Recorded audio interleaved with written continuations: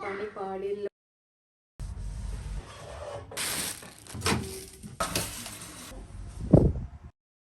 Hello, അസ്സാമു അലൈക്കും, welcome back. എല്ലാവരും സുഖമായിട്ടിരിക്കുന്നു എന്ന് വിചാരിക്കുന്നു. അൽഹംദുലില്ലാ നമ്മളും ഇവിടെ സുഖമായിട്ടിരിക്കുന്നു കേട്ടോ. ഇന്നിപ്പോൾ ഇതാ രാവിലെ മുതലുള്ള കുറച്ച് വിശേഷങ്ങളൊക്കെ ആയിട്ടാണ് കേട്ടോ വന്നിട്ടുള്ളത്. അപ്പോൾ നിങ്ങൾ എന്നത്തെ പോലെ വീഡിയോ കണ്ടോക്കി, കണ്ടിഷ്ടമാണെങ്കിൽ ലൈക്ക് ചെയ്യാനും കമൻറ്റ് ചെയ്യാനും മറക്കരുത്. ഇന്നിപ്പോൾ മക്കൾക്ക് സ്കൂളുള്ള ദിവസമാണ്. അപ്പോൾ ഇതാ അവർക്ക് കൊണ്ടുപോകാനുള്ള സാൻഡ്വിച്ചൊക്കെ ഒന്ന് റെഡിയാക്കുകയാണ് കേട്ടോ. ബ്രെഡിൻ്റെ ഉള്ളിൽ മയണൈസും നഗറ്റ്സും ചീസൊക്കെ വെച്ചിട്ട് എളുപ്പത്തിൽ ഉണ്ടാക്കാൻ പറ്റിയ ഒരു സാൻഡ്വിച്ചാണ്. എന്താ പറയുക, രാവിലെ ചില സമയത്ത് നീക്കാനൊക്കെ ഒരു മടി ഉണ്ടാവുമല്ലോ, ആ ഒരു സമയത്ത് പെട്ടെന്ന് തട്ടിക്കൂട്ടി ഉണ്ടാക്കി കൊടുക്കാൻ പറ്റിയതാണ്.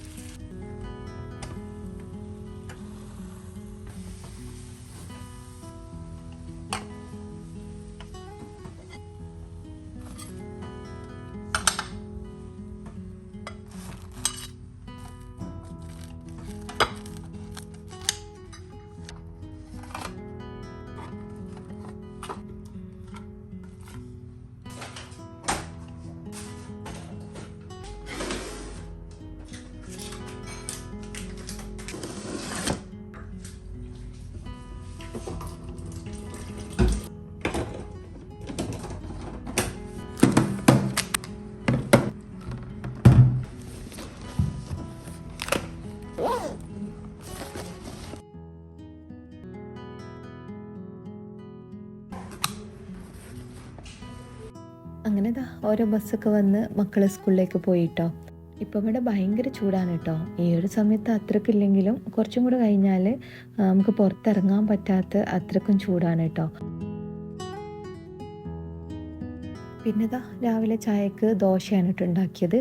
അപ്പം ചായക്ക് കുടിച്ചു കഴിഞ്ഞിട്ട് ഇക്ക പോയി. പിന്നുള്ളത് നമ്മളെ ക്ലീനിങ് ആണല്ലോ. അപ്പോൾ കാർപ്പറ്റൊക്കെ ഒന്ന് വാക്യൂം ചെയ്തെടുക്കുകയാണ് കേട്ടോ. പിന്നെ നിങ്ങളോട് എനിക്കൊരു സന്തോഷം പറയാനുള്ളത് എന്താ വെച്ചാൽ, നിങ്ങൾ തരുന്ന സപ്പോർട്ട് തന്നെയാണ് കേട്ടോ വീണ്ടും വീഡിയോ ചെയ്യാൻ വേണ്ടിയിട്ട് തോന്നുന്നത്. ഞാൻ ഇടയിൽ വീഡിയോ ഇട്ടിട്ടില്ലെങ്കിലും ഇൻസ്റ്റയിൽ വന്നിട്ട് എനിക്ക് മെസ്സേജ് അയക്കുന്ന ചില ആൾക്കാരൊക്കെ ഉണ്ട് കേട്ടോ. ഇത്താ വീഡിയോ ചെയ്യേ, എന്താണ് നിങ്ങളെ വീഡിയോ കാണുമ്പം നല്ല രസമാണ്, പിന്നെ ക്ലീനിങ്ങിനോടുള്ളൊരു ഇഷ്ടമൊക്കെ തോന്നുന്നുണ്ട്. ആദ്യമൊക്കെ ഞാൻ കിച്ചൺ അങ്ങനെ ഇങ്ങനെയൊക്കെ ആയിട്ടാണ് ഇട്ടിട്ടുണ്ടായിരുന്നത്, ഇപ്പം അത് നന്നായിട്ട് അറേഞ്ച് ചെയ്ത് വെക്കുന്നുണ്ട് എന്നൊക്കെ പറഞ്ഞിട്ട് എനിക്ക് ഒരുപാട് മെസ്സേജ് വരുന്നുണ്ട്.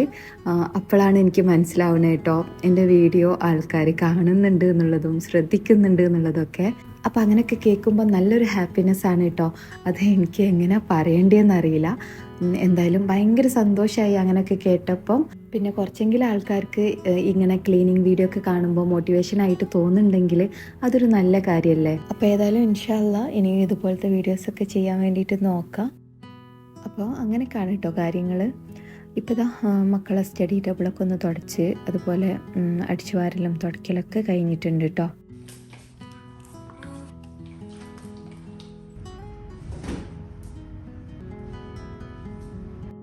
പിന്നെ ഒരു 2-3 സാധനം ഷീന്ന് വാങ്ങിയിട്ടുണ്ടായിന് കേട്ടോ. അപ്പോൾ ഇത് ഒരു ഹാമറാണ്. നമ്മൾ ചിക്കനൊക്കെ ഗ്രില്ല് ചെയ്യുന്ന സമയത്ത് ചെറുതായിട്ടൊന്ന് അടിച്ചിട്ട് പരത്തി കൊടുക്കുമല്ലോ, അതിന് വേണ്ടിയിട്ടുള്ളതാണ് കേട്ടോ. ഇത് പിന്നെ മണി പ്ലാന്റ് ഒക്കെ ഇട്ടിട്ട് ചുമരുമേൽ അങ്ങനെ വെക്കാനുള്ളതാണ്. അപ്പം ഞാനത് എങ്ങനെയാണെന്നുള്ളത് കാണിച്ചു തരാം. പിന്നെ ഇതാണ് കേട്ടോ ഞാൻ മെയിനായിട്ട് വാങ്ങിച്ചിട്ടുള്ള സാധനം. ഇതെന്താ വെച്ചാൽ നമ്മളെ കുക്കിംഗ് റേഞ്ചിൻ്റെ മുകളിലുള്ള ആ ഒരു ഫിൽറ്റർ ഉണ്ടല്ലോ, അവിടെ ഓയിലൊക്കെ ആവുമല്ലോ, അപ്പോൾ അതാവാതിരിക്കാൻ വേണ്ടിയിട്ട് നമ്മൾ കവർ ചെയ്ത് വെക്കാനുള്ള ഒരു ഇതാണ് കേട്ടോ. അപ്പോൾ അതെങ്ങനെ വെക്കുക എന്നുള്ളതൊക്കെ ഞാൻ കാണിച്ചു തരാം. അപ്പോൾ ആദ്യം തന്നെ ആ ഒരു ഫിൽറ്റർ കൂരിയിട്ട് നന്നായിട്ടൊന്ന് വാഷ് ചെയ്ത് തുടച്ച് വെക്കുന്നുണ്ട്. അപ്പോൾ അതെങ്ങനെ വാഷ് ചെയ്യുക എന്നുള്ളതൊക്കെ ഞാൻ മുന്നത്തെ വീഡിയോയിലൊക്കെ കാണിച്ചിട്ടുണ്ട്. ഇതിൻ്റെ മുകളിലൊക്കെ ഓയിലായിട്ടുണ്ടായിനി. അപ്പോൾ അതൊക്കെ ഒന്ന് തുടച്ചെടുക്കുന്നുണ്ട്. പിന്നെ ഇത് 2 ദിവസം കൂടുമ്പോൾ എന്തായാലും ചെയ്യണം, അല്ലാന്നുണ്ടെങ്കിൽ ഓയിലൊക്കെ അതിൻ്റെ മുകളിൽ ഇങ്ങനെ നിൽക്കും. പിന്നെ അത് തുടച്ച് വൃത്തിയാക്കാനൊക്കെ കുറച്ച് പാടാവും. ഞാൻ എന്തായാലും 2 ദിവസം കൂടുമ്പോൾ ഇതുപോലെ ഒന്ന് തുടച്ചെടുക്കും. നമ്മളെന്തായാലും ഫുഡ് ഉണ്ടാക്കുന്ന സമയത്ത് ഓയിൽ എന്തായാലും ആവാതെക്കൂലല്ലോ.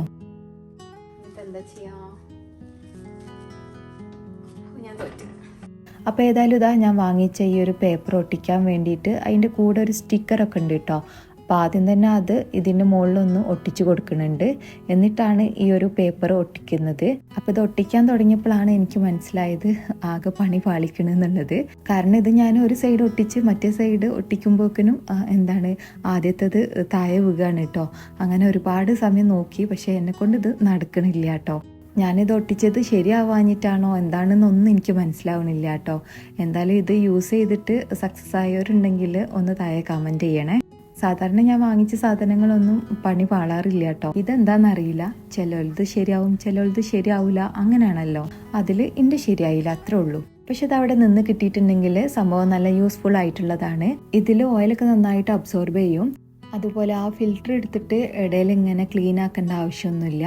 ഈ ഒരു പേപ്പർ എടുത്ത് മാറ്റിയിട്ട് അടുത്തത് നമുക്ക് അവിടെ ഒട്ടിച്ചു കൊടുത്താൽ മതി. എന്തായാലും അതിന് അധികം പ്രൈസ് ഒന്നും ആയിട്ടില്ല കേട്ടോ. ഇവിടുത്തെ ½ KD ആയിട്ടുള്ളൂ. അതുകൊണ്ടൊരു സമാധാനം. നല്ല വില കൊടുത്തിട്ടൊക്കെ വാങ്ങുകയാണെന്നുണ്ടെങ്കിൽ എന്തായാലും സങ്കടമാവൂലേ. ഇനി ഇതാ ഓവണാണ് ക്ലീൻ ആക്കുന്നത്. അപ്പോൾ അതിന് വേണ്ടിയിട്ട് ഒരു ബൗളിലേക്ക് കുറച്ച് വെള്ളം, ഒരു പകുതി ചെറുനാരങ്ങയും കൂടെ ഇട്ടിട്ട് ഓവണിൽ വെച്ച് ഒരു 4-5 മിനിറ്റ് ചൂടാക്കി എടുക്കുക. ഈ വെള്ളം നന്നായിട്ട് ചൂടായിട്ടുണ്ടെങ്കിൽ ഇത് ഓവണിൻ്റെ ഉൾഭാഗത്ത് നന്നായിട്ട് തെറിച്ചിട്ടുണ്ടാവും. അപ്പോൾ അത് ഒരു ഉണങ്ങിയ തുണി വെച്ചിട്ട് നന്നായിട്ടൊന്ന് തുടച്ചെടുക്കുക. ആദ്യം ഈ ഒരു ഗ്ലാസ് ട്രേ ഇതിൽ നിന്ന് എടുത്ത് മാറ്റുന്നുണ്ട്. ഇതേ വെള്ളത്തിൽ തന്നെ ഈ ഒരു തുണി ഇട്ടിട്ട് നന്നായിട്ടൊന്ന് പിഴിഞ്ഞെടുത്തിട്ട് ഈ ഓവണിൻ്റെ ഉൾഭാഗം നന്നായിട്ടൊന്ന് തുടച്ചെടുക്കുക. അതിൻ്റെ ശേഷം നല്ല വെള്ളത്തിൽ ഒന്നുകൂടെ തുടച്ചെടുത്താൽ മതി കേട്ടോ. പിന്നെ വീണ്ടും ഉണങ്ങിയ തുണി വെച്ചിട്ട് ഒന്നുകൂടെ തുടച്ചെടുക്കുന്നത് നല്ലതാ. അപ്പോൾ ഓവണിൻ്റെ ഉൾഭാഗം നന്നായിട്ട് വൃത്തിയായിട്ടുണ്ടാവും. 2 ഓവണും ഇതുപോലെ തന്നെ ക്ലീൻ ചെയ്തെടുത്തിട്ടുണ്ട്. അപ്പോൾ ഡെയിലി ഓവണൊക്കെ യൂസ് ചെയ്യണവരാണെന്നുണ്ടെങ്കിൽ ഇടയ്ക്കൊക്കെ ഇതുപോലെ വൃത്തിയാക്കുന്നത് നല്ലതാ. ഇനി ഈ ഗ്ലാസ് ട്രേ നന്നായിട്ട് കഴുകി തുടച്ചതിൻ്റെ ശേഷം വേണം കേട്ടോ ഓവണിൻ്റെ ഉള്ളിലേക്ക് വെച്ചു കൊടുക്കാൻ. ഇനി ഇതാ ഈ ഒരു ചെടി ഇട്ട് വെക്കാൻ വാങ്ങിച്ചതിൻ്റെ കൂടെ തന്നെ 2 സ്റ്റിക്കർ കിട്ടിയിട്ടുണ്ട്. ഇത് ഡബിൾ സൈഡാണ് കേട്ടോ. അപ്പോൾ ആ ഒരു സ്റ്റിക്കർ ഇവിടെ ഇങ്ങനെ ഒട്ടിച്ചു കൊടുക്കുന്നുണ്ട്. പിന്നെ ആ ഒരു ഇതിൽ വെള്ളമാക്കിയിട്ട് മണി പ്ലാന്റ് വെച്ച് കൊടുക്കുന്നുണ്ട്. എന്നിട്ട് ഇതാ ഈ ഒരു കിച്ചണിൻ്റെ വാളിലാണ് കേട്ടോ ഇതിങ്ങനെ സ്റ്റിക്കാക്കി കൊടുക്കുന്നത്. അതവിടെ വെച്ചിട്ട് നന്നായിട്ടൊന്ന് പ്രസ് ചെയ്ത് കൊടുത്താൽ മതി കേട്ടോ.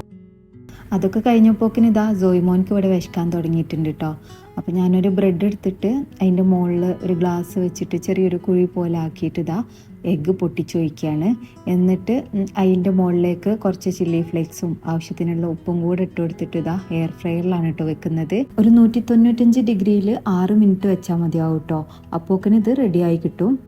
മോന് പിന്നെ എഗ്ഗിൻ്റെ യെല്ലോ കളറൊക്കെ ഒഴിവാക്കിയിട്ടാണ് കേട്ടോ കഴിക്കുക. പിന്നെ ഇതാ മക്കളൊക്കെ വന്ന് നമ്മൾ ഫുഡൊക്കെ കഴിച്ച് മക്കളെ പഠിത്തമൊക്കെ കഴിഞ്ഞതിന് ശേഷം ഒന്ന് പുറത്തിറങ്ങിയിട്ടുണ്ടായിന് കേട്ടോ. ഇതൊരു കൊറിയൻ ജാപ്പാനീസ് സാധനങ്ങളൊക്കെ കിട്ടുന്ന ഒരു സൂപ്പർ മാർക്കറ്റാണ്. നമ്മൾ വന്നത് ഇങ്ങോട്ടേക്കല്ല, ഈ ഒരു ഷോപ്പ് കണ്ടപ്പോൾ ഇവിടെ ജസ്റ്റ് ഒന്ന് കയറിയെന്നുള്ളൂ. അപ്പോൾ ഇതാ ഇവിടുന്ന് നമ്മൾ നൂഡിൽസൊക്കെ വാങ്ങിച്ചിട്ട് ഇവിടുന്ന് തന്നെ കഴിക്കാനുള്ള സ്ഥലമുണ്ട് കേട്ടോ. പിന്നെ ഫ്രോസൺ ഐറ്റംസ് വരുന്നുണ്ട്. അതിൽ ഫിഷ്, ലോബ്സ്റ്ററൊക്കെ ഉണ്ട് കേട്ടോ. അപ്പോൾ ഏതായാലും ഇത്രേ ഉള്ളൂ കേട്ടോ ഇന്നത്തെ വീഡിയോ. എല്ലാവർക്കും വീഡിയോ ഇഷ്ടമായിട്ടുണ്ടാവും എന്ന് വിചാരിക്കുന്നു.